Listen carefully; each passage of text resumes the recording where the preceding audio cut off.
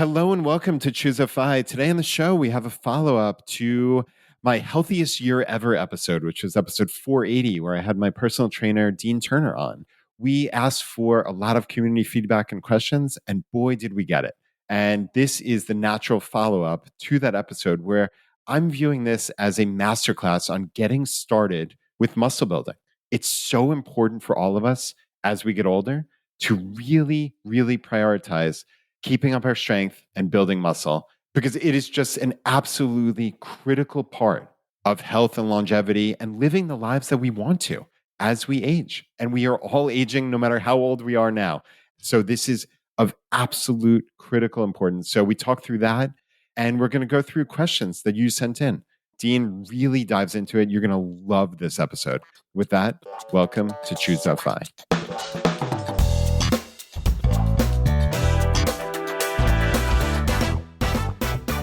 Dean, my friend, welcome back to the show. Brad, thanks for having me on. Pleasure to be here. Yeah, this should be fun. So, okay, this is round 2. We did the first episode, which is shocking. It was all the way back in March. That was episode 480, and it was the update on my healthiest year ever. So, in it, we went over a little bit of the methodology that I've been using, basically working with you hand in hand as my personal trainer for the last almost 2 years now. But it was a little mishmash of like, okay, here's some updates on my healthiest year ever and et cetera, et cetera. But a lot of people wrote in with specific questions about, hey, Brad, okay, this is all well and good. You've experimented, blah, blah, blah, blah, blah. But what are you doing to build muscle?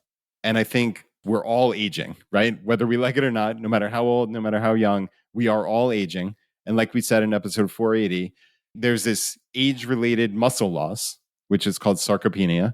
And we need to constantly fight against that.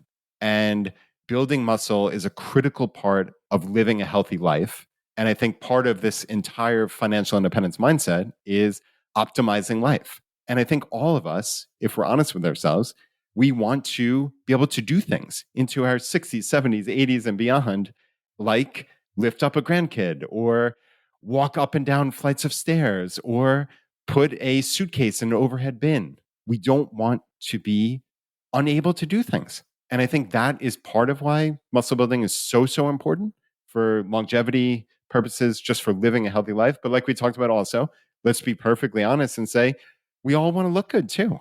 And I think no matter who you are, building muscle is going to help that. So there are lots of different benefits, and we could probably spend 2 hours talking about the benefits of muscle building. But let's go into very specifically your programming and your methodology. Let's try to talk through, like at a high level, what it entails. And I know it can get very refined and very detailed, but let's try to stay at like maybe the 5,000 foot view, not the 40,000, but the 5,000 foot view here.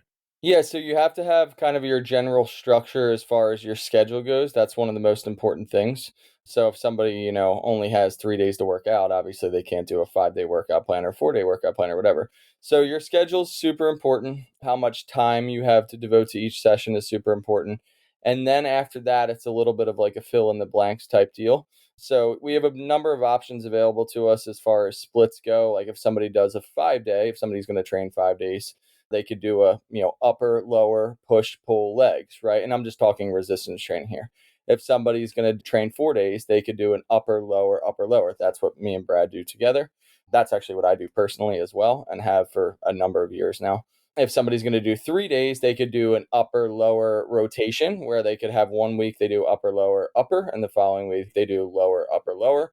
They could also do a full body, full body, full body. So like a full body A, full body B, full body C on non-consecutive days, for example, like Monday, Wednesday, Friday. So there's a number of options available. So once you have kind of the split picked out, and it's not even just scheduling based, it's also like kind of goal dependent too. But once you have that picked out, you kind of start to fill in the blanks. Like I said, exercise selection is a big key. The exercises that you select have to be in line with your goal. What Brad and I are mostly going to be talking about here and what we train kind of specifically for is muscle growth, enhancing body composition, which secondarily tends to improve overall physical fitness and health and well-being and whatnot. So you've got your split, you've got your exercises. Then you kind of assign your workload in terms of the number of sets you're going to do per exercise. You kind of assign the rep range that you're going to be in.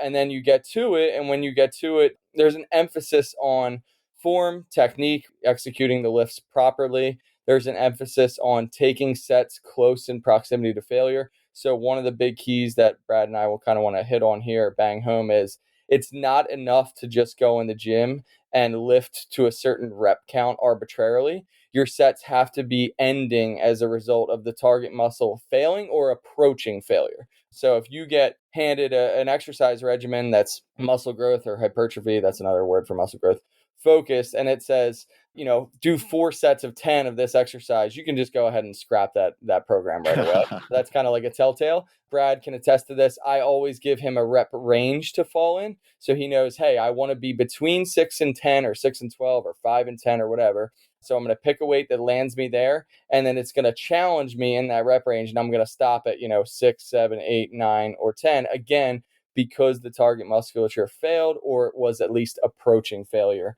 Those are kind of like the overarching principles there. And then it's kind of like wave through the weeks. You do not need to be arbitrarily changing exercises on some kind of predetermined basis. The goal is to progress through the weeks. If you're programmed properly, progression will happen naturally because it's just the result of adaptations accruing. So if, for example, you have a machine press, a seated chest press machine programmed as one of your exercises, you have just say 2 or 3 sets programmed. Week 1, you go in, you can do 100 pounds for 10 reps, and you could not do an 11th rep. So 10 reps is your capacity, 100 pounds. And say next week you go in and you can do 11 reps with that weight. And the following week you can do 12 reps with that weight. And then as a result of you being able to hit 12 reps, you increase the load from 100 pounds to 105 pounds. And then you rinse and repeat the process. And maybe you get 105 pounds for 7 reps. Then the following week you get it for 8. The following week you get it for 9. The following week you get it for 10. The following week 11. Following week 12. That is you demonstrating progressive overload, which is basically a reactive feedback mechanism, which is telling you whether or not your program is working as designed. Progressive overload is not something you can force. It's something that happens as a byproduct of you accruing adaptations, a byproduct of you executing a well-designed plan properly and consistently. So that's kind of the overarching theme. That's what gives us the feedback and tells us whether or not it's working. And if it's not working, then there are a number of ways that we need to diagnose why it's not working and then kind of go from there. A program could not be working for a number of reasons. It could not be working because it's a terribly written program, or it could not be working because you're not getting enough sleep, right? You're not recovering between sessions. It could not be working because your diet isn't on point and you're not recovering between sessions. So there's myriad of reasons, which is quite problematic for me as someone who handles a high volume of clients and sometimes does run into that problem. And it's like, how are we going to diagnose this? We're going to have a number of questions and try and figure it out slowly over time with trial and error and whatnot. But yeah, that's the overarching theme. That's kind of how the programming works. I think maybe, Brad, we should touch on how muscle's built, potentially, one of the questions from the listeners. Yeah, good call, Dean. So we actually had 2 questions come in that are tied together. So the first, and I'm going to paraphrase here, was basically, I've heard that muscle is built by tearing and rebuilding the muscle. Is that true? And if not, how is muscle built? And then the second question was, if you go into the gym and you lift moderate weights for a lot of reps and then just stop at some random number you made up, what is actually happening? Are you building muscle? Is this even valuable? So yeah, Dean, again, these questions at face value don't sound like they're tied together, but I know we both think that they are. So yeah, I'd love to hear your thoughts on these 2. Okay, so yeah, let's start with the first one. I've heard that muscle is built by tearing and rebuilding. Is that true? If not, how is muscle built? So we'll try and keep this as kind of simple as possible because it is a nuanced answer. No, that is not how muscle is built. That was believed and is still actually spewed in universities across the United States, unfortunately. But what we know now is this. Here is how muscle is built. So you need 2 things in order to set off a signaling cascade that ultimately drives muscle growth in the body. Those 2 things are 1, muscle activation, and 2, a slow shortening velocity. So what that means is this, okay? When you go in the gym and you're doing a set of resistance exercise, we'll use a hack squat, for example, and you could use a barbell squat, whatever variation of a squat, right? So let's say you're going to do a hack squat and you're shooting for like 6, 7, 8, 9, 10 reps or something like that, right?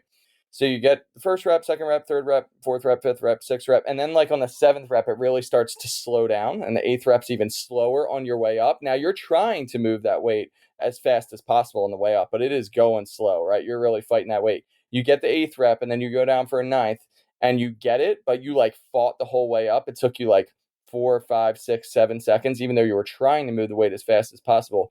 You had two things going on there. One, you were giving a high degree of effort. And provided you picked an exercise and set up for an exercise correctly, you will get what's known as motor unit recruitment, high threshold motor unit recruitment, which is basically a lot of muscle activation in the target musculature. And then that is coupled with an involuntary slowdown in the concentric speed. So the speed of you raising the weight, right? And the big key there is it's happening involuntarily because you're giving all your effort, but it's just slowing down because it's so hard. So when you pair those two things, you have a high degree of motor unit recruitment, which results in a high degree of muscle activation in the target musculature. And then you get a slow shortening velocity. What happens in the actual muscle cell is the component parts, actin and myosin, those are just the component parts of muscle. You don't really need to know anything other than that. They experience what's known as cross-bridging formation. That slowing rep speed, driving the cross-bridging formation between the actin and myosin, results in mechanical tension being detected. That mechanical tension that's detected in the body then kind of sets off a signaling cascade, which will then drive muscle growth. So muscle growth is literally a product of a signaling cascade, which results from you experiencing sufficient mechanical tension. You have to experience a sufficient amount. There's kind of a threshold because you couldn't probably just do one set a week or something like that and set it off. You probably need 2 or 3 or 4 or something like that. My money would be on for most muscle groups. You need somewhere in the neighborhood of 6 sets. It could be a give or take per muscle group per week in order to really drive muscle growth. Because again, you not only need to experience the mechanical tension, but you need a sufficient amount of the mechanical tension. So that's how muscle is built. So it's not built by, tearing down and rebuilding. The second question is, if you go into the gym and lift moderate weights for a lot of reps and just stop at some number, what is actually happening? Is this valuable? So it's valuable insofar as you're just trying to maybe accrue some general fitness and you're just trying to kind of maintain the existing like musculature and strength that you have. It's better than sitting on the couch. But in terms of actually driving new muscle growth, actually driving adaptations, actually improving your fitness level, no, it's not of great value. And the reason is you need to be taking your sets in close proximity to failure because you need a high level of effort coupled with an involuntary slowdown and concentric rep speed. And if you aren't taking your sets close in proximity to failure and you're just stopping at an arbitrary number, you're not going to have those two things. So it's not all that worthwhile. Again, is it better than sitting on the couch? Yes, I'd definitely recommend that rather than just, watching Netflix for 5 hours on end or whatever. But if you're going to go in the gym, you might as well make it worth it. And honestly, you're better off going in the gym and spending 20 to 30 minutes on 5, 6, or 7 sets, actually taking them in close proximity to failure, than you are spending 60, 75, or 90 minutes and you don't take a single set in close proximity to failure. You actually just stop at arbitrary rep numbers. You never actually really challenge yourself or push yourself. You can get more out of a 30-minute workout if programmed correctly and if executed correctly than you could out of a 90-minute workout, even if it's programmed correctly, but you don't execute it properly. And execution comes down to, again, having proper technique, setting up for exercise properly, and actually giving the appropriate effort level and taking your sets close in proximity to failure. Yeah, that is fascinating, Dean. So that actually ties into a question that came in from Eric. And part of his question essentially said, hey, I want to enjoy my second half of life and be healthy for the kids. If I can commit 20 to 30 minutes 4 times per week, what is the 80-20 to use that time most effectively? And it's interesting because I think most people would intuitively think, because they see everybody at the gym walking out full of sweat and like they just crush themselves on the Stairmaster or whatever for 20 or 30 minutes, if that's all they have. You're saying, hey, maybe if you only have 20 or 30 minutes, do 4, 5, 6 sets, but do them for real, right? Do them to this point where, again, there's that involuntary slowdown. We're repeating this over and over and over again this episode because it's so important, Dean. And I think this is the fundamental piece that I tell everybody is we are all so used to just arbitrarily going into the gym and picking up just some random weight We come up with a number in our head, similar to when you were joking before about, hey, if you read a program that says do 4 sets at 10 reps, throw the program out because it's absolute junk. It's the same. We all have the program in our head of, hey, I'm going to pick up this set of dumbbells for, I don't know, curls, and I'm going to do 12 reps. Nothing probably for most people because they have no idea what weight to pick up. They're probably comfortably doing 12 reps and they get to 12, they put it down, and maybe they wait 30 seconds and they pick them back up and they do another 12. But they never had that mechanical tension. They never had that involuntary slowdown. They probably could have done 20 or 30 reps, right? Yep. But they just stopped because they hit this arbitrary number. And I think that, to me, if there's one takeaway for people for this entire episode, and there are going to be 57 takeaways, let's be clear. But if you take away only one thing, try to be in, let's say, a 5 to 10 rep range, maybe 6 to 12 on each set. And if you can't get to 5 or 6 reps, it's too heavy. You need to go down. But realistically, for most people, if you get to 12 or more reps and that last rep or two have not slowed down involuntarily, if the first rep looks no different from the 12th rep, okay, you pick too light a weight, no harm, no foul. You just next set, you pick up a heavier weight. And you ultimately are just trying to get in that range of 6 to 12. And realistically, with perfect form, the last couple of reps should slow down involuntarily. If you just do that one thing, you are going to see more progress than you would have almost invariably otherwise, just doing what you've been doing with no real benefit for the last couple of years. So now, Dina, I'm sure you have a bunch of things that you would add to that, obviously, but that to me is the high level thing I always pass along to people. Those last couple reps, they have to slow down. There has to be that mechanical tension.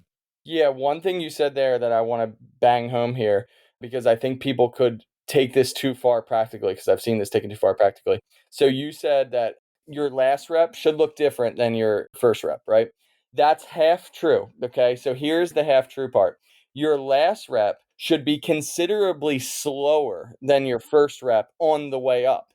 But if I took a video of you, right, and then I had somebody edit it so that the speed was no different, it should look the same. So the only difference should be the speed. Your positioning, you moving into a body position where you compensate is not something you should have happening, right? So your last rep should look a lot slower on the way up during the raising phase of the movement, right? And again, involuntarily. But in terms of your technique, it should look no different than your first rep. And that's an absolute key, because our goal is to take sets in close proximity to failure, right? Pick good exercises, take the sets in close proximity to failure, but keep your form on point too. So it's not that you're failing, right, and you're flailing all about and you're in a way different position than when you started, right? Like people bench press on a barbell bench press and their butt's like 6 feet in the air. It's like, oh no, come on. You have to fail with form tight. So that's an absolute key there. So I just wanted to kind of bang home that point. So you want to be working hard. You want to be taking your sets close in proximity to failure. But when we define failure as task failure. So we basically set the task out. Hey, the task is I'm going to take the barbell off the rack. Just say it's like a barbell bench press or something. I'm going to bring it down to my chest and I'm going to touch my chest. I'm going to lift it all the way up with my arms locked out while keeping points of contact with my feet on the floor, my butt on the bench, and my upper back on the bench. There should be no compensation occurring that's allowing you to extend sets. The first rep should look exactly the same as the last rep from a technique standpoint, but it should look different from a speed standpoint. It should slow down involuntarily. I want to bang that home too, because technique is so key, form is so key. I am so glad that you said that. And yeah, the technique is critical. So I think a lot of us, and you see this with most people at the gym, really don't know what we're doing. And it's similar to personal finance. We never learn this stuff. We shouldn't beat ourselves up about it. But the beautiful part is you can learn, right?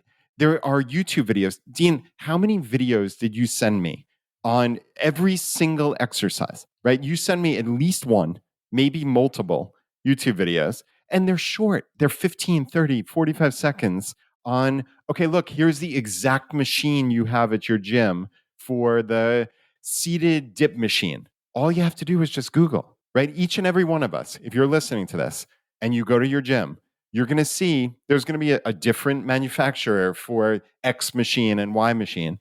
Just Google that name and look at a couple videos and just try to understand what is the exact way to do this. Similar with whatever it is, a dumbbell curl. We all think we know that. But Dean, how many times do you go to the gym and see people just doing wacky stuff like swinging weights and bringing other body parts? Like I've seen bizarro things where I can't tell if somebody's doing a row or a tricep exercise or some other wacky thing. Like I literally don't know what they're doing other than that they are moving a weight in space, basically. I don't know if they're working on anything. I have no clue. I don't think they do either. But somebody probably taught them that 30 years ago. But now we have YouTube. The average gym goer never ceases to amaze me in terms of their ability to screw up exercise technique or form or whatever, execution, I guess you'd say. I think that that's actually a little bit of a nice segue here into one of the perks of machine-based training, which is people can screw up their technique on a machine, but usually not to the extent that they can screw up their technique on like a free weight movement, because they're usually locked into a fixed movement pattern. They can usually only move like, one dimensionally, I suppose, back and forth. They can't move side to side or up and down. Like if you take a barbell squat, for example, and compare it to a hack squat. With a barbell squat, when a barbell's on my back, right, I can move up and down, I can move forward and back, and I can move side to side, right? So I can move three-dimensionally. With a hack squat, when I'm on there, the hack squat's on rails, right? So it's just up and down. So if I put my feet in the right position and I go to the proper depth, there's really almost no way that I can screw it up. And I say that with a little bit of trepidation because people still find some creative ways, but it definitely provides a larger margin of safety in terms of ability to screw up. But yeah, to your point, people screw up exercises all the time. And it's kind of one of those things where like an ounce of prevention is worth a pound of cure in terms of just looking up YouTube videos, making sure that your technique is on point. That way you're actually getting a lot out of the exercise and you're not wasting sessions, weeks, months, years where you're not executing these exercises properly. And as a result, you're not getting, the outcome you want from a strength standpoint, from a aesthetics, physique standpoint, body composition standpoint, etc.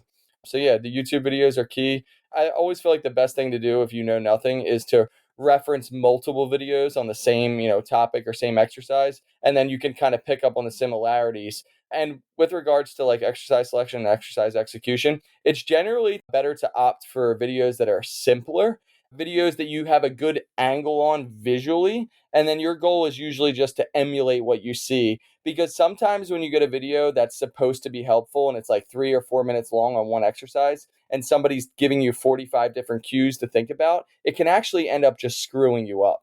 So if someone says, oh, you need to think about your chest being tall on this and your butt being planted here and this, that, and the other thing, all of a sudden you're going into the exercise and you're thinking about 35 different things and you don't even remember what you saw. Whereas if you just watch 2 or 3 videos, quick 15, 20, 30 seconds, hey, sit on the machine, extend your leg, hey, sit on the machine, grab the handles, press out or whatever, and you try and emulate what you see, you're probably going to do a better job with that, especially if you reference multiple. And another thing, if you film yourself doing it, you can kind of put those videos side to side. You can juxtapose those videos against one another and you can say, hey, how does my technique look in comparison to this person's? And technique is kind of like jump shots in basketball. It's not universal. You don't have to look exactly like someone else because your skeletal structure, your anthropometry is probably not the exact same as someone else. And you might be using a mildly different machine in terms of like how it was manufactured, but it should look reasonably close to a well-executed video that you could find on YouTube. Yeah, that makes perfect sense. And you said maybe about 5 minutes ago, you were talking about the hack squat originally, and you said the rep should be as fast as possible on the way up. So I wanted to drill into that. Mm-hmm. What should a rep look like? So now we talked about the rep throughout a set. Towards the end, the on the way up part will slow down. But now what about lowering the weight? A lot of people just like randomly drop a weight or like very quickly like dive bomb. Perfect way of putting it. What should a rep look like on rep 1 and what should a rep look like as you're approaching that failure point? So the lowering phase of a movement should be more or less identical throughout the entire set. So that's called the eccentric portion of the phase. So we're talking about dynamic repetitions here where you go down and go up. So when the weight is lowering, right, against gravity, it should be controlled about 2 to 3 seconds, Now, the reason you want to control it is mostly to standardize form and guard against injury. But you're probably not actually getting a whole bunch of stimulus out of that portion of the movement, which is also a misconception. People believe that you do get a lot of stimulus out of eccentrics. You don't. You get a lot of stimulus out of the concentric, the raising phase, when you experience the involuntary slowdown and mechanical tensions detected as a result of cross-bridging, again, between actin and myosin. So universally, whether it's rep 1, 2, 3, 4, 5, 6, 7, 8, say it's a set of 12, so 9, 10, 11, 12, your eccentric, so when you're lowering the weight, should be about 3-ish seconds. Could be 2, could be 4, somewhere in that neighborhood. Your concentric, I'm going to read you this. So there's a guy by the name of, I think his name's Matt Domney. I don't have his exact handle up here. But he's, I guess, powerlifting, bodybuilding coach, whatever, on Instagram. And he put up a post yesterday. And I actually have this in my Twitter drafts, and I'm going to release it at some point. So I love when my Twitter drafts help me. I have a Twitter draft for everything. He said, you should be putting as much effort into the concentric, so the raising phase, as needed.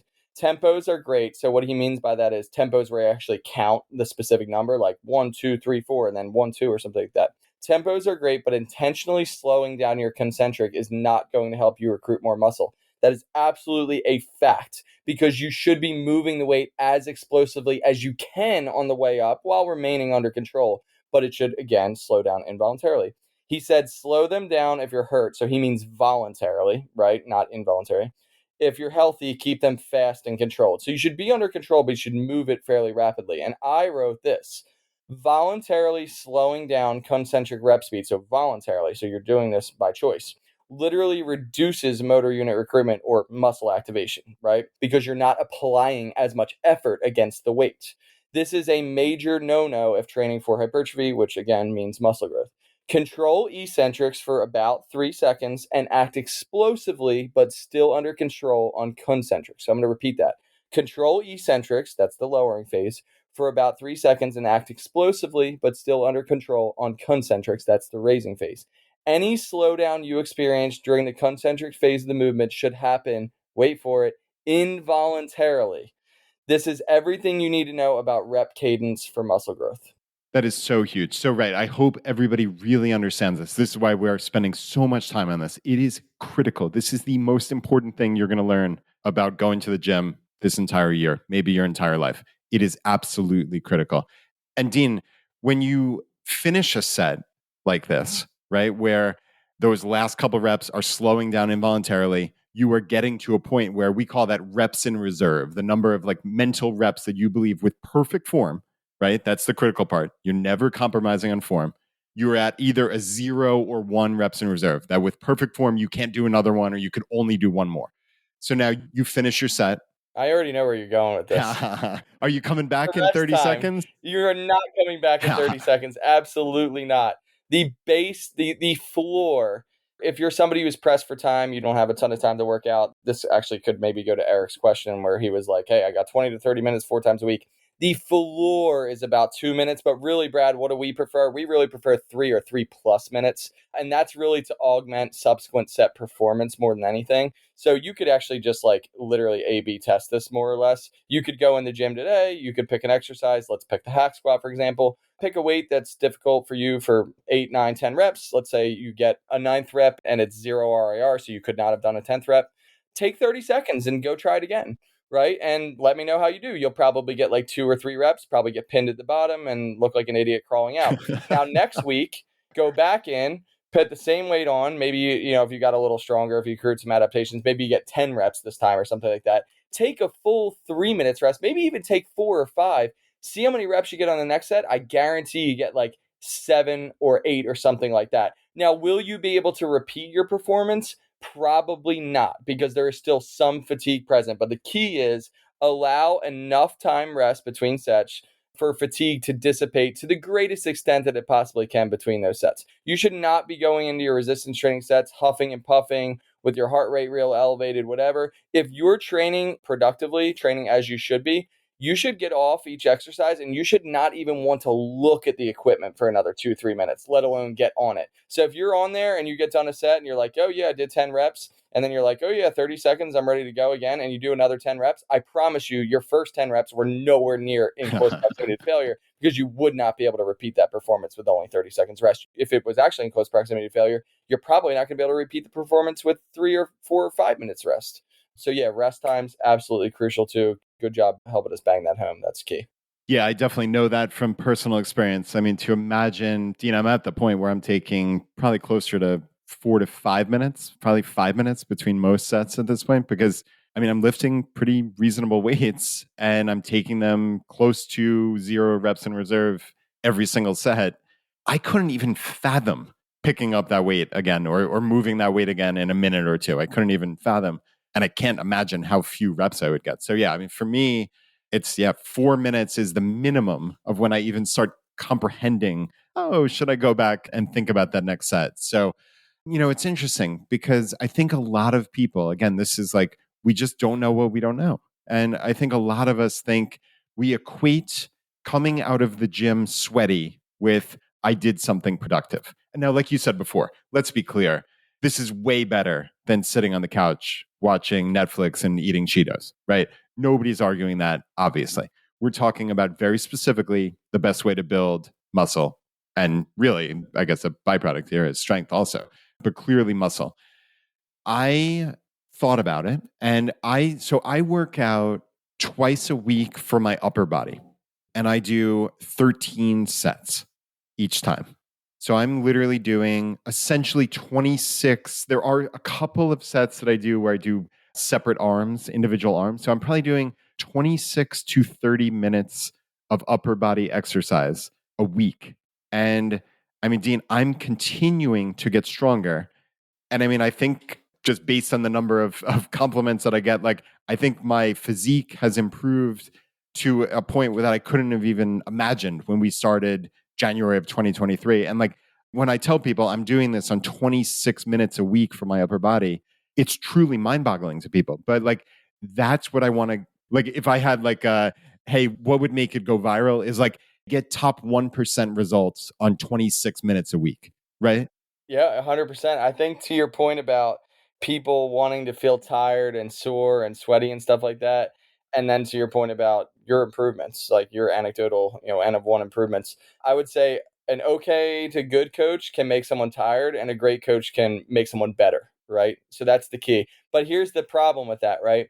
So you have a long time horizon, right? Now, I would assume that a lot of your viewers, your listeners, right, probably have a longer, they're probably less like the microwave mentality than the average person, right? If they're Definitely. interested in financial independence, they probably lean that way. So the problem with using tiredness or fatigue or sweatiness or whatever as a proxy for effectiveness is it's not always a great proxy. It's like the classic correlation doesn't equal causation.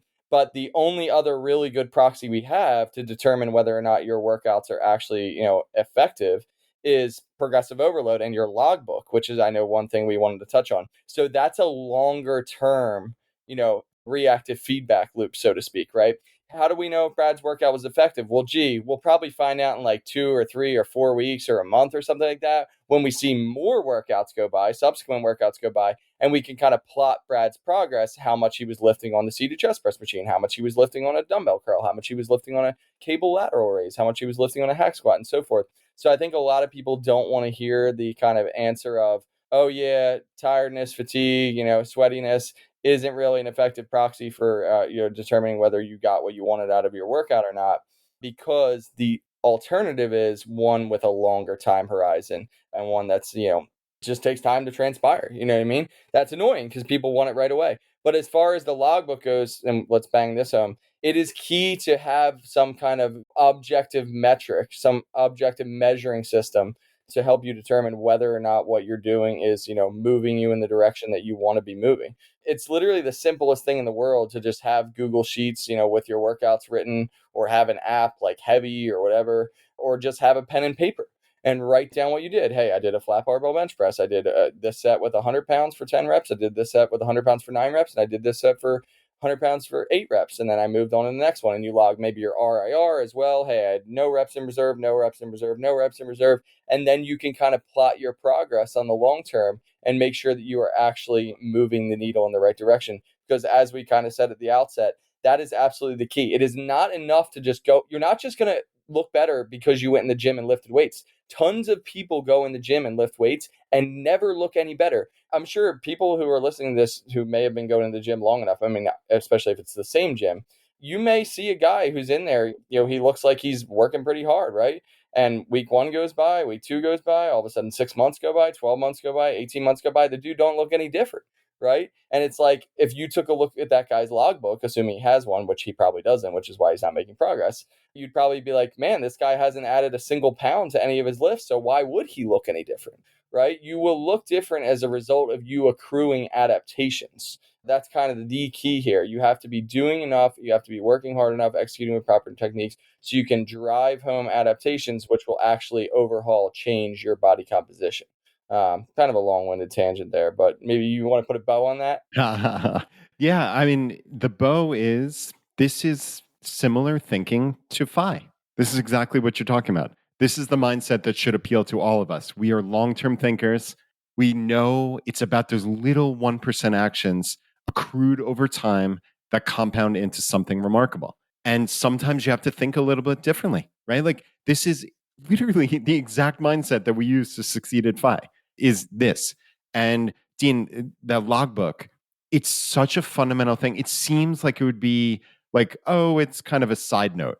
But I went to like Walmart and bought the like 75-cent like notebooks that my kids have, in school. And I literally make a page for each day that I go in the gym. I write out my 6 exercises. I write down, what you tell me are my reps in reserve. I write down the exact weight that I did last time and the number of reps. So again, I'm just trying to beat that every single time. And sometimes you can, sometimes you can. Most of the time I have certainly, but I want to at least do what I did last time. But also, I don't want to reinvent the wheel. So for me, it's something as simple as, hey, when I walk up to that seated row machine and there are 2 adjustments, there's the adjustment for the seat, there's the adjustment for the arms. I want to know that my seat is on click number 4 and the arms are on click number 3. And I don't have to think about it every time. The fewer decisions I have to make, the easier it is to get through this without friction, right? So I know immediately I walk up to the seated row machine, seats on 4, arms are on 3. I put, the most weight that there is on the machine and I do my set. And I look at the number of reps I did last time and I try to beat it by 1. Like that, in a perfect world. And it just takes the decision making out of it. And that's what's so wonderful. Yeah, there's only really 2 types of people that belittle, like, compiling data with a logbook, and those 2 types are, 1, the genetic freaks, like, the top tier genetic people who can do basically anything to a point, right, and they'll progress, right? And even for those people to do it, it's still stupid because they could actually probably have better results, right, had they actually logged it. And then the other people who belittle logging are usually people who have made 0 progress for an extended period of time. And this goes for calorie tracking too, right? People scoff at it. They're like, I don't want to track my calories. I don't want to log my workouts. And it's like, well, how much progress have you made in the last 3 years, 5 years, 10 years? And it's like, none. I've actually gotten worse. And it's like, okay, so you're not willing to make this little concession, this like concession that takes you a couple minutes a freaking week or a day or whatever to potentially drastically improve your health. I know that I would be nowhere near what I am right now physically, right? In terms of like my body composition, if I didn't log my workouts. I've been logging my workouts for as long as I can remember. I don't even think I ever didn't log my workouts, even when I was 14, because I always thought it was kind of crazy. I always wanted to have something to go off of. I think I maybe tried it for a month or something, and I was like, oh, I'll remember what weight I did last week. And then you don't remember what weight you did last week because you have 35 other things to think about. So just having that data, and that data keeps you accountable too. Like it tells you, hey, you might think, oh, I'm doing well because, you just say 4 or 6 weeks go by, right? And you started a baseline weight, right? You can do for 10 reps. And 1 week you bumped to 11 reps, like you got an extra rep or something like that, or maybe even went to 12 reps, right? And then the next week you had like a drop off because you were sick and you were back to 10. Then the next week you were like still the same. And then the next week you're at like 11. And then the next week you're at like 12, right? And then the next week you had a drop off because you had a bad night's sleep. And you're still at 10 after like 6, 7 weeks or something like that. And it's kind of like you need to look at your logbook and hold yourself accountable and say, hey, I'm actually really not progressing. And you know that as a result, right, of actually having a logbook. Whereas you might think because you saw a couple rep bumps in there over time, you're like, oh, yeah, I'm progressing. But it's like, nah, you're actually not. So your logbook keeps you, that wasn't the best example in the world, but your logbook keeps you honest is the big key, just like the calorie tracking keeps you honest and measurements and weigh-ins and stuff like that keep you honest. It's absolutely crucial, especially if you're working by yourself, right? Because you don't have anybody else to keep you honest. And you don't want to lie to yourself about what type of progress you're making and whether or not you're moving the needle in the right direction or not, because the only person you hurt when you lie to yourself is yourself. And, when I have clients, Brad can attest to this, I'm kind of like a data hound. I like to have clients' data. That way I know, hey, are things moving in the right direction? Are we actually progressing like we believe we are? Because people can go many months and even years and fool themselves into thinking that they're actually making progress when in reality they're not.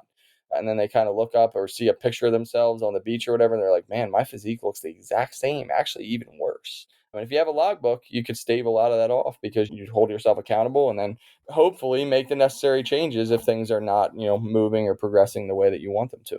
Yeah, agreed. I think, like we said, the logbook and understanding what a productive set looks like. If people walk into the gym with that, right, those two pieces, and then understanding you can't just do your next set after 30 seconds, which they're realistically not going to be able to, you're going to be so far ahead of the game. Just do those three things. Take 2 to 3 minutes or more between sets, have the logbook, and think about what a productive set looks like. And when you get to the top end of that range, whether it's 10 to 12, increase the weight next time. So obviously, Dean, we can't get into what exact exercises and the program, like that's beyond the scope. But I mean, we can talk just quickly about, because I know people are going to have questions of like, okay, what does an upper body day even remotely look like? And I could just quickly go through like what mine look like. I think would be somewhat illustrative, even though again, everybody's gym is going to be different, et cetera. But another, and I will do that in a minute, but another thing that you talked about was a lot of people think they need to constantly change their exercises. I mean, realistically, like you've had me do the same exercises, except for when I get a little tweak on something and I need to change it because I had a little slight injury, but that's just my own thing. I might do the same 6 exercises for upper day 1 and upper day 2 for 5 years. Mm-hmm. Right? Like there's essentially no reason for me to change as long as I'm continuing to improve. And I think that's critical. Everybody needs to hear that. So yeah, just real quick. My upper day 1 looks like a flat machine press. That's essentially, think like the machine that would be the bench press. So I'm actually sitting up and I'm doing a machine press. Then I'm doing assisted pull-ups. So obviously I can do pull-ups without an assisted, but we are trying to build targeted muscle. And when you see people do pull-ups, they're mostly doing some wacky stuff where they're swinging and doing all this stuff. An assisted pull-up machine, when done properly, is brutally effective. So that's exercise 2. Then I do a seated machine overhead press. And then I talked about that chest supported row. And then I'll do a tricep exercise. It might be that seated dip machine. And then I'll do a bicep exercise, let's say dumbbell curls. So it honestly is as simple as that. My day 2 for upper is almost identical, except a little difference. Instead of doing the seated flat machine press, I'm doing a seated incline press. And then I'm doing a cable lat raise instead of the overhead press. But realistically, it's just, all right, look, I'm doing assisted pull-ups both time. I'm doing chest supported row. Yeah, I'm changing my hand position, et cetera. But realistically, for most people, if you're looking to get 80-20, it's, hey, do some type of chest press, do some type of overhead press, do some type of row, and then do a tricep and a bicep. And maybe, like I said, throw in, I don't know, assisted pull-ups is really wonderful. I mean, Dean, that's a pretty damn good upper body exercise that most people could go into any Globo gym, any Crunch Fitness, et cetera, anywhere in the world and do pretty readily. Yep. 100%. Yeah, you kind of actually answered the question that I guess you were posing to me because I literally have just so I don't forget, I could rattle them off the top of my head, but I always like forget one. I literally just have what I categorize as like the major muscle groups up on my phone, Nice. which is chest, your mid/upper back, your lats, which is another part of your back, your delts, which is your shoulders, your biceps and your triceps. That covers the upper body more or less. You could include your traps as well. And then the lower body, pretty much your quads, right? Front of your thighs, your hams, back of your thighs, your glutes, which is your butt, your calves, and then you have just your abs as well, which you could throw in there. I guess that could be with the upper because technically it's your torso. So yeah, with regards to the chest, like if you do some kind of seated chest press machine, one flat, one incline, if you do, and this doesn't have to all be on the same day, just like across a week or training cycle or whatever. As far as mid to upper back goes, chest supported rows with either like a pronated, so an overhand grip, or like a neutral grip. That'll dust that. Lats, some kind of pull down. So a pull up is basically a version of a pull down. You could do a lat pull down. Your delts, usually if you do a lateral raise out to the side and you do an overhead press, they're pretty much covered. You could talk about the rear delts too, but they'll get hit on some rowing and whatnot. Your biceps, some kind of curl variation. Your triceps, some kind of movement where you're extending your elbow. And then your quads, it'll ideally be some kind of extension, like a leg extension, and then some kind of squat pattern. Your hams, it'll ideally be some kind of hip hinge where you're kind of bending at the waist, driving your butt back with straight knees, and then some kind of a leg curl, ideally a seated version because of the anatomical position it puts you in, but a lying would do as well. And then your glutes, usually some form of like a hip extension. So where you're basically like bridging your glutes, you're driving your glutes into hip extension. And then your calves, usually some kind of raise where you're kind of biasing your time toward the bottom stretch position for a very unique reason that isn't worth going into. And then your abs, it's usually just spinal flexion. So basically just like you can think of like driving your chin. So if you think of like an upright posture, a person standing tall, driving your chin under load toward your belly button, that's spinal flexion. And the opposite of that would be like if you're in like a Daffy Duck pose, which would be spinal extension. So you're just going through spinal flexion, spinal extension under load effectively there. But yeah, if you do those types of movements and do ballpark for each of those major muscle groups, 6-ish sets per week, you split that across maybe 2 sessions, so like 2 to 3 sets per. You're in the ballpark 5-ish to 10-ish, 12-ish rep range. You take your sets close in proximity to failure. You execute with proper form. You focus on your diet, which is a whole different topic, right? Getting enough sleep, minimizing life stress. Like you're most of the way home, and those little itty bitty details probably don't matter a whole bunch. They probably matter very little if you do all that stuff, as a matter of fact. Yeah, I mean that is huge. That's a great way to summarize. I know you kind of jokingly talked about diet there, but can we talk quickly about protein? Because I think that is the essential building block of building muscle. So you could do all this. You could do literally verbatim what Dean just told you over the last 45 minutes. And if you're eating 0 grams of protein a day, it's not going to be ideal. So yeah, talk us through protein, Dean, and really like just some quick hits on like best sources, basically. Yeah, meat's probably your best source, more or less. You're looking at like chicken, beef, ground turkey, things of that nature. Fish is a good one as well. Eggs, egg whites, really solid in terms of sources. If you struggle to hit your protein intake dietarily, pretty much a protein powder, protein bar is going to be a good play. With vegans, you're looking at things like tofu, chickpeas, things of that nature to get your protein in. There's also supplementation available for vegans as well. Ghost is an example of a brand. No one's paying me to say this. I just use their products. Ghost is an example of a company that makes a vegan protein that does a pretty good job, especially on taste, and then like the macronutrient profile, so the carbs relative to the fats, relative to the protein, relative to the calories. But yeah, those are the best sources in terms of how much you should consume. Ideally, you're close to somewhere around 1 gram per pound of body weight, provided you are a relatively lean individual. So if you're somebody who's severely overweight, you can err closer to like 1 gram per pound of lean body mass. So that's factoring out the amount of fat mass you have. Honestly, even if you're a relatively lean individual, you could still take that number and you're probably consuming ample protein. If you're an individual that really struggles with your intake, so if women, this is very common in women. I know that I'm generalizing here, but like if you're 140-pound woman, right, listening to this, and you're like, oh my God, 140 grams of protein. Like I count my calories and I get like 50.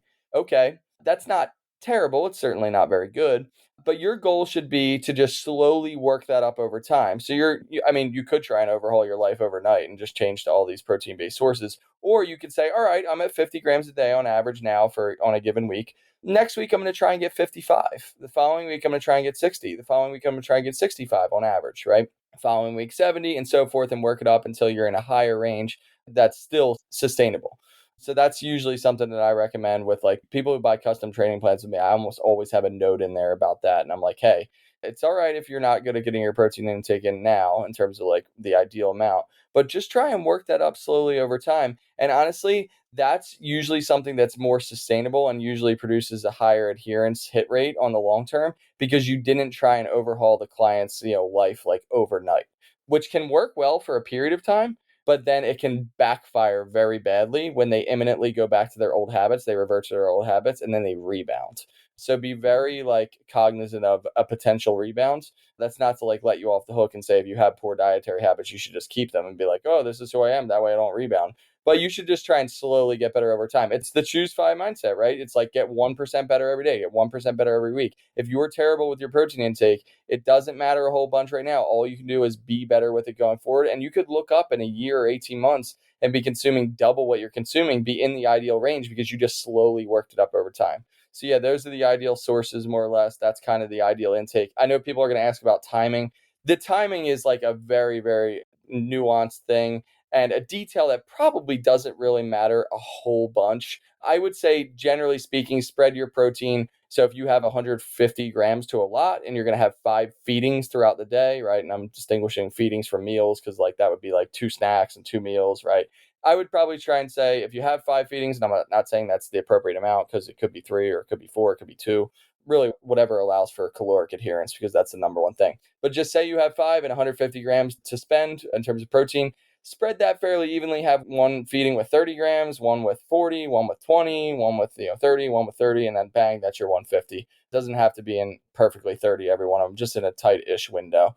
And ideally, you consume some. If there was ever a time to consume ample protein, it would be in the post-workout window within an hour or two after. It doesn't make all the difference in the world, but if there was ever an ideal time after you do a resistance training session, you definitely want to have a protein-heavy feeding then. So yeah, that's how it works from a timing standpoint as well.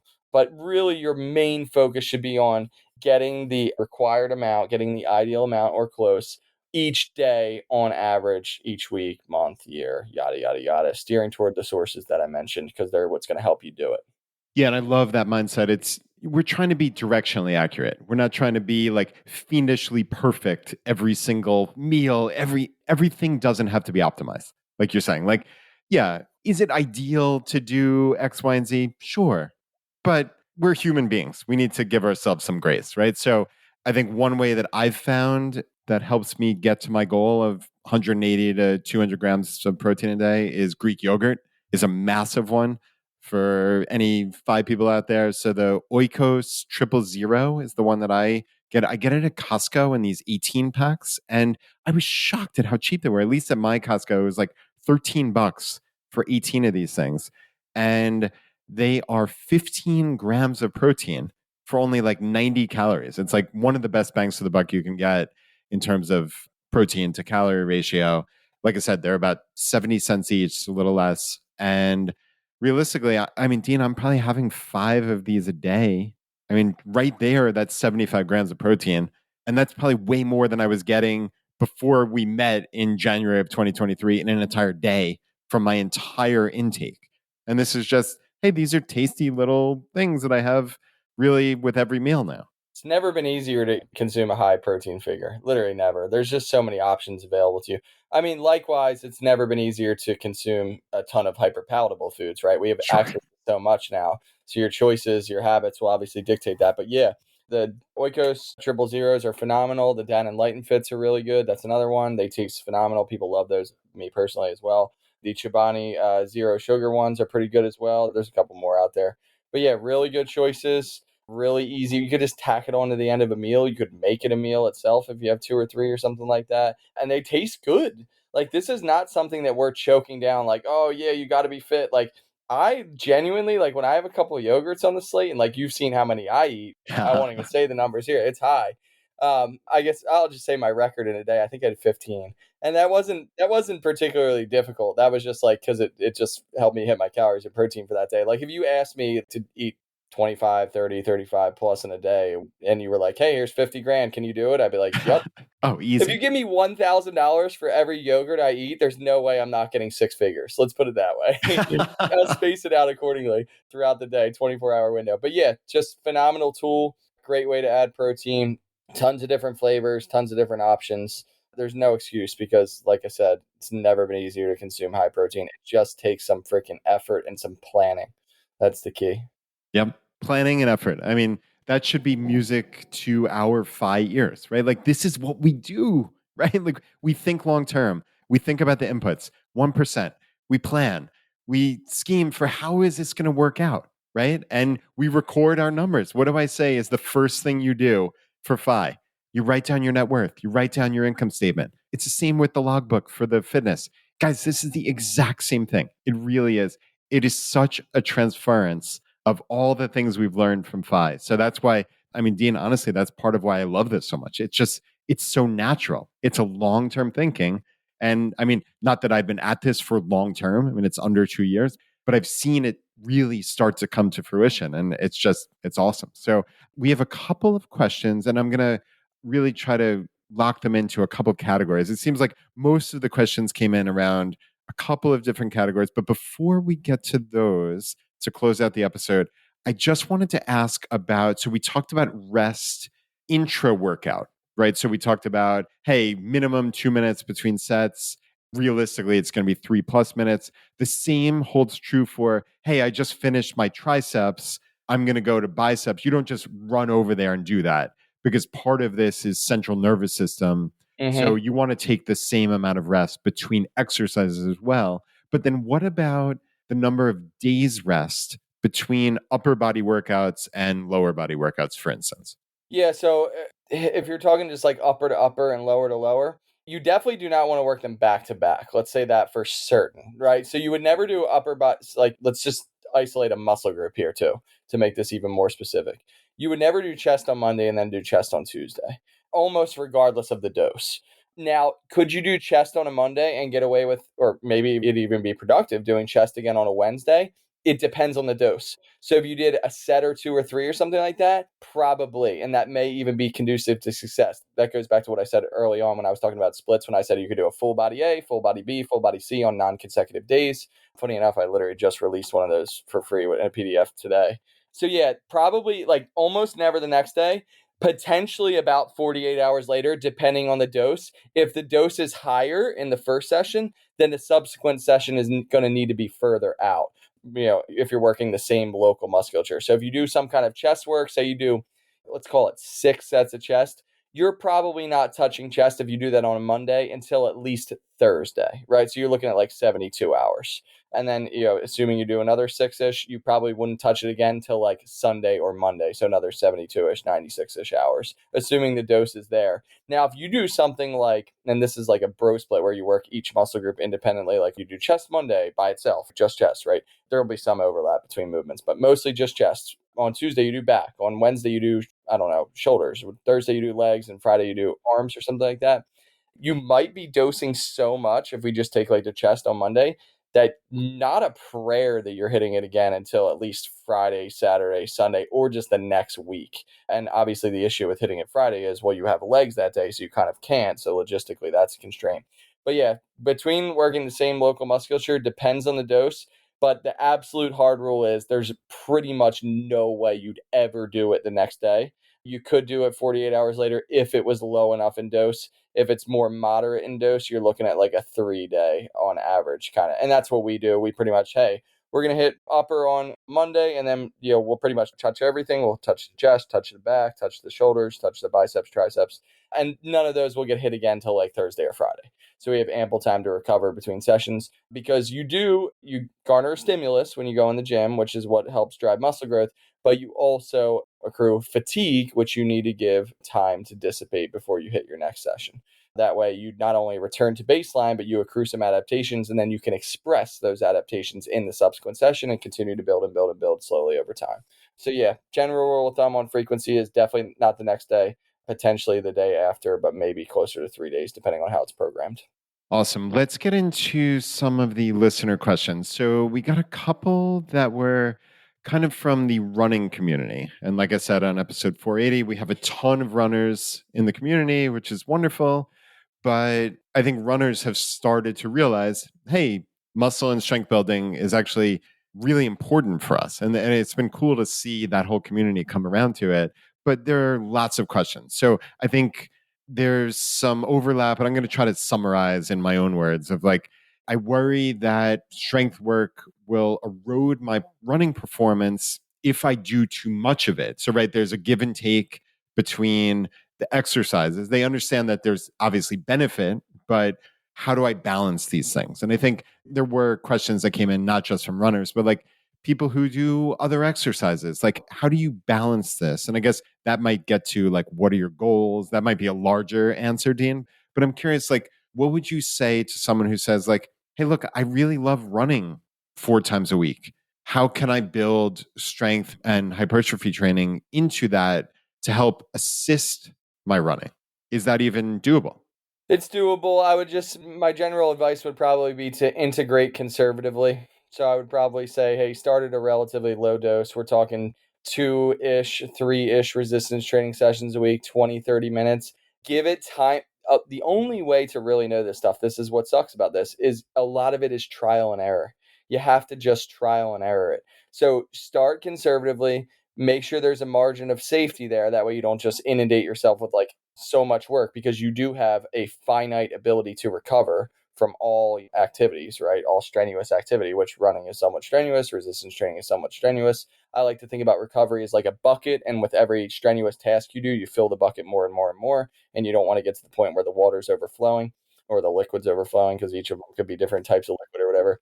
But anyway, integrate conservatively and just pay attention to your performance on both fronts. Have a logbook, see how your runs are going. Is it helping improve your running? Okay, then continue doing what you're doing. Maybe don't change anything. Is it taking a hit on your running? Well, maybe you need to dial your running back a little bit so you can have room in terms of that finite ability to recover for your resistance training, right? For the fatigue that's going to come as a result of that. So it's kind of a trial and error type deal. It depends on the goal. It depends on the individual. So it's hard to give like a concrete, specific answer. But integrate conservatively, pay attention to your performance. That is the ultimate proxy. Remember, tiredness, fatigue, how you're feeling, yada, yada, yada.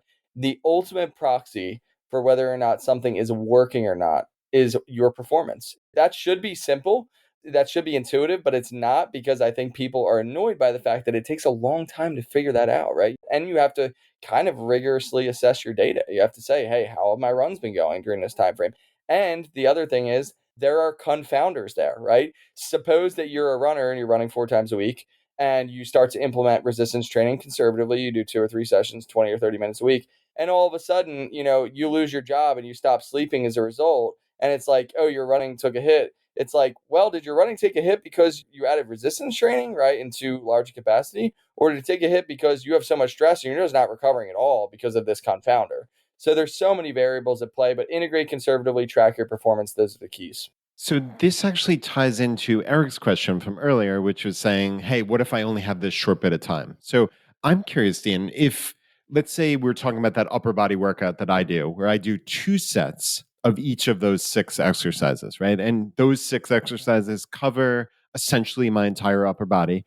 Would someone with half the time, would they want to do 1 set of each of those? If you only had 30 minutes, is that the ideal? Yes. You get a lot out of your first set. If you warm up properly, your first set is the most productive set. You can kind of think of this like bouncing a tennis ball, right? And the higher the tennis ball goes, the greater the effect size. So if you bounce a tennis ball as hard as you can off the ground, it'll shoot up maybe, I don't know, 20 feet or something like that, right? And then it'll come down, it'll hit the ground, it'll bounce again. And what will the second bounce be? 10 feet, 12 feet, 8 feet, right? A fraction of what the first bounce was. Your first set is literally akin to that first bounce on the tennis ball in terms of the higher the feet, the higher the effect size. And then your third set, it will be an even lower bounce, and your fourth set, and so forth. So it's the law of diminishing returns. Your first set of resistance train exercise, your first working set we're talking about here, because warm-up sets, which, by the way, just to kind of gloss over this and make this simple, we talked a lot about proximity to failure, right? Your warm-up sets should not be in close proximity to failure. They should just get you prepared to do your working sets in close proximity to failure. So a typical warm-up protocol would be like 50% of your working weight for like 10 reps. So what your first set of your working weight is going to be, take a minute or two because you might not need the full rest between warm-up sets. then 75-ish% of your working weight for like 6 to 8 reps. That sixth or eighth rep or seventh reps or eighth rep should be pretty easy. Then take 2 or 3 minutes, then do your working set. So your first working set is what's going to get you the most stimulus of any of your sets. And that's because after that, you've accrued some fatigue, which will diminish the effectiveness of subsequent sets. That's not to say that they're ineffective altogether. It's just to say that the effect size is lower than the initial set. So if somebody can only hit one set of each exercise, that's going to be the best bang for their buck set. It's not like, a car gets going and it's like the hotter it gets, like to a point, the better it gets. Like your Toyota's faster after you let it actually warm up in the snow, you know what I mean? Rather than when you just turned it on and gave it a rip down the street. It's not one of those things. It's literally that first rev, that first set is the most productive set. So yeah, if a person had half the time as you and they had the same programming and you just gave them one set, they could probably still get a decent bit out of that set. But that goes back to the sufficient mechanical tension. They still need enough. Can they maintain on that low if they do it twice a week? Probably. But can they gain on it? That's where you're like, are they reaching that Yeah. threshold of mechanical tension where they're actually producing enough to grow? It depends. It depends on a lot of specifics on the individual and whatnot. Right. But yeah, you could see a world where, again, if we're talking literally 6 sets and each set takes a minute and you're resting 4 minutes between, yeah, that's 30 minutes for a workout. So, yeah, I mean, that's for someone who's coming in off the street and says, hey, I only have 30 minutes, hard stop. Yeah, probably someone who's completely untrained is probably going to see some benefit from that. And then hopefully you can establish some more time to do that as you start seeing positive feedback loop and you're getting stronger, you're looking better in the mirror, you might all of a sudden magically find an hour instead of 30 minutes. Yeah. So it would be interesting to see that as a way to get started. Because again, it's cutting on friction, right? Like any way you can cut down on friction. So yeah, for Eric and the runners out there, people who don't have a lot of time, this could be a good way to investigate if this works for you. On that front, just like a quick point, as a beginner, right, as a novice, someone who hasn't been doing any resistance training or any exercise in general, establishing kind of enjoyment and adherence around your resistance training protocol or your exercise regimen or whatever it is the most important thing. So like we're talking a lot about what's optimal for a certain goal, a certain objective, but the most important thing that you can do is do the thing that keeps you coming back. As long as you continuously go through those gym doors, you are starting to win, and that's a major, major key. So that would be more for the beginners, the novices here. Find what you like. Find what you like, and then you can tinker with it and get more specific with your goals over time. Man, you set me up for the next category of questions perfectly, which is you said keep coming in those gym doors. We had a couple questions come in about, hey, what if I can't afford a gym or there's no gym near me? Or like, what can I do at home? Are there ways to do your methodology at home without machines, without weights? Or is that just unrealistic? Does that get back to, hey, what's your goal?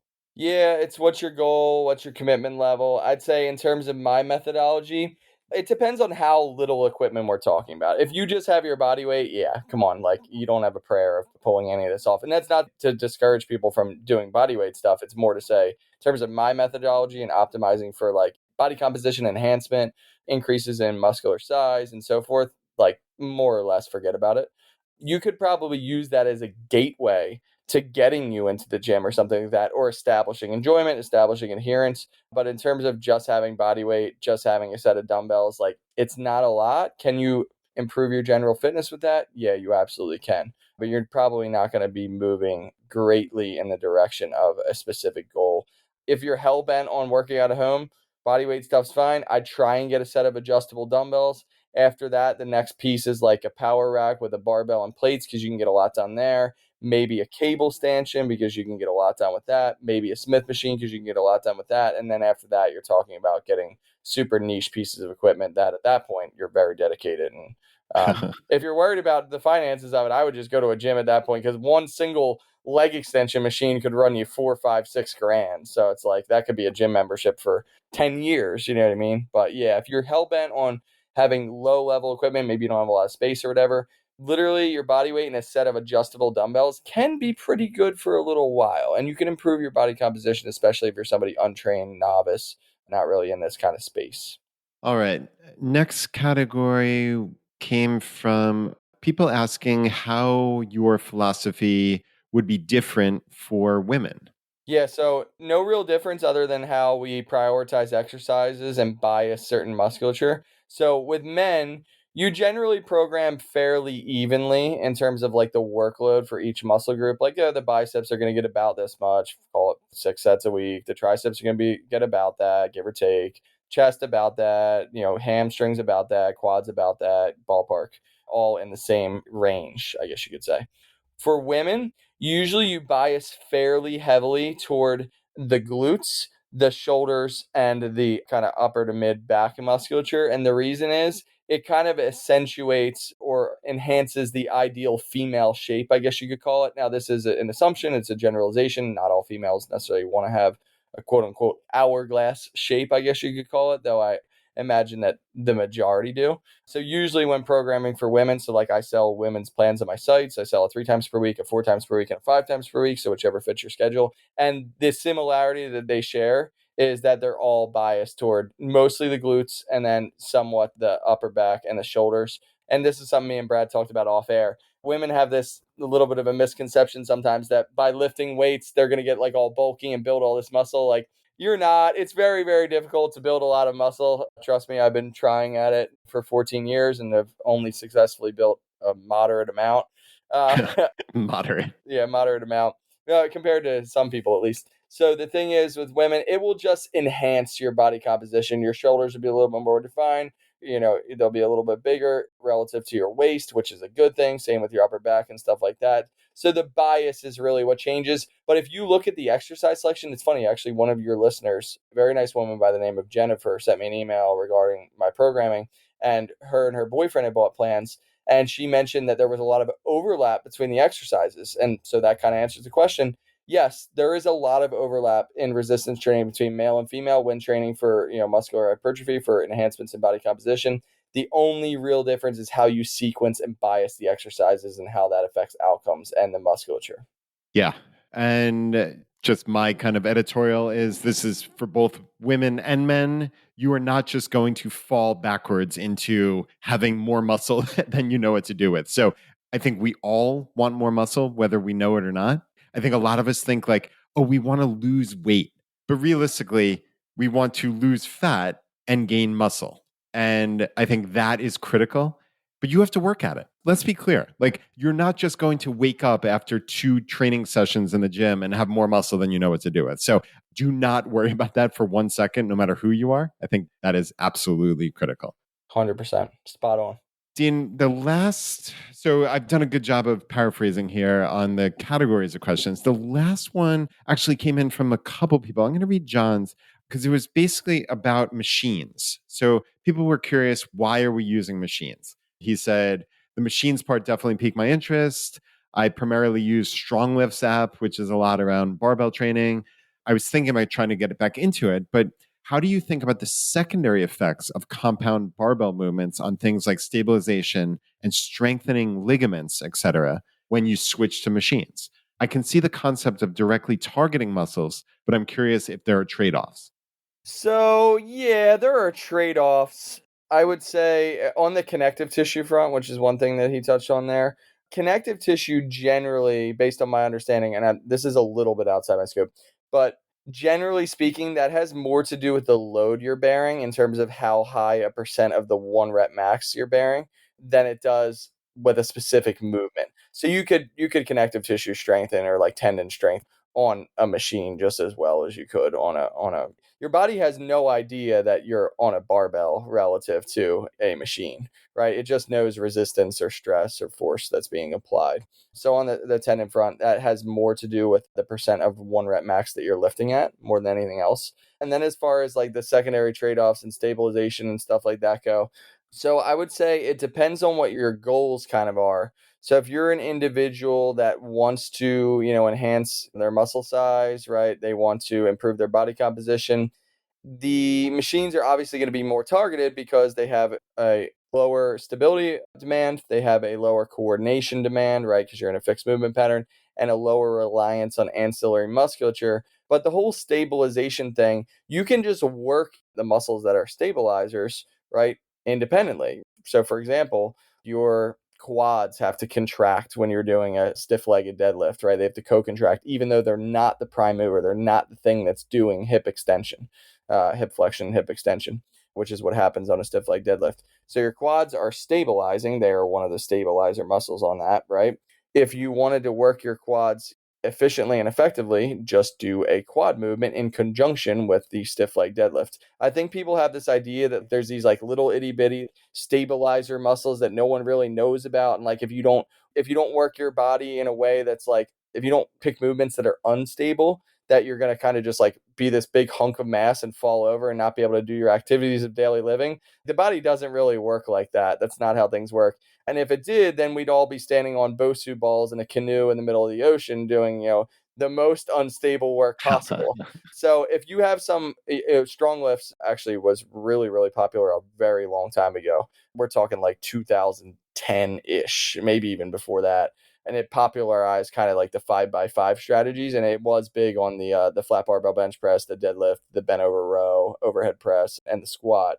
If you wanted to improve those movements specifically in a shorter time frame, a more nearer time frame, then I would recommend that you probably stick toward those movements, because a big thing of improving them in the short term is technical proficiency, being refined with the movements from a technique standpoint. But if you're somebody just concerned with not even necessarily body composition enhancement, just like general health, general fitness, being able to do your activities of daily living, like machines will integrate just fine with that as far as tendon strength and stabilization and all that stuff go, if programmed, in a way that's complete and kind of holistic.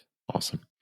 Dean, that was incredibly helpful. That really kind of summarizes all the questions, the main categories of questions that came in. So, I mean, to me, this was an absolute masterclass in how can we get started building significant muscle. So, I really think this is going to be extremely well received by our community specifically. I think it's ideal for people with our mindset. So, I'm just fascinated to hear the feedback on this. And I'm sure people are going to reach out to you in droves. I know they already have after episode 480. How can people find you? So I know Twitter is your big social media, and then you have a website where you have programming, but talk us through that real quick. Yeah, so deanturnertraining.com is where all my offers are. There's also a contact button at the bottom if you wanted to just like send me an email with a question about something, regarding like some kind of purchase you want to make or whatever. I noticed that the ChooseFI community seems to be almost nobody contacts me on the contact form. Most people contact me on like a Twitter DM or an Instagram DM when they're like reaching out about purchasing something, assuming they have a question beforehand. But the ChooseFI community almost always uses the contact form at the bottom, which I put in there. Like, I barely even knew it was still a thing until I think we did that episode. And then I get like this onslaught of inquiries through that. But yeah, just deanturnertraining.com. You'll find all my offerings there. I offer one-on-one coaching is my main thing. I offer ready-made workout programs, and I also offer group hypertrophy programming as well. You'll find that under the workout programs tab. I do have a free resources section that I'm building out. There's a couple on there right now. I actually put a couple more out that I need to put on the website. A couple workout plans and stuff that are more like sample based, but you can make good use of it. You absolutely could. You could get some good results if you ran it exactly as written, but it's more a preview than anything else. And then at Dean T Training on Twitter, at Dean Turner Training on Instagram. You'll find me any of those places. My DMs on Twitter are a mess because I get flooded by people who are trying to extract money from me, usually copywriters or whatever. But if I get a genuine question, I do parse through them and I try and get those answered. But yeah, those are all the places you can find me. Long-winded rant. No, that's very, very helpful.